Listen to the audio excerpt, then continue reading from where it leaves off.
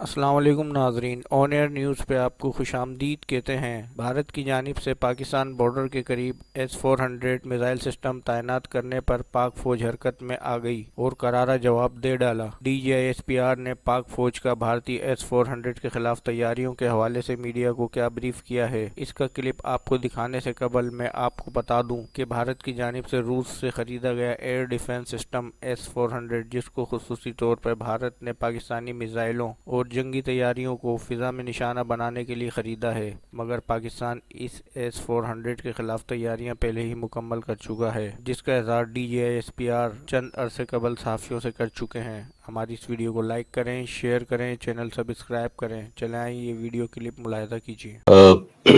آج کی اس press briefing کا مقصد لائن آف کنٹرول پر بھارتی اشتعال انگیزیوں پر بات چیت کرنا۔ ہم بھرپور طریقے سے تیار ہیں۔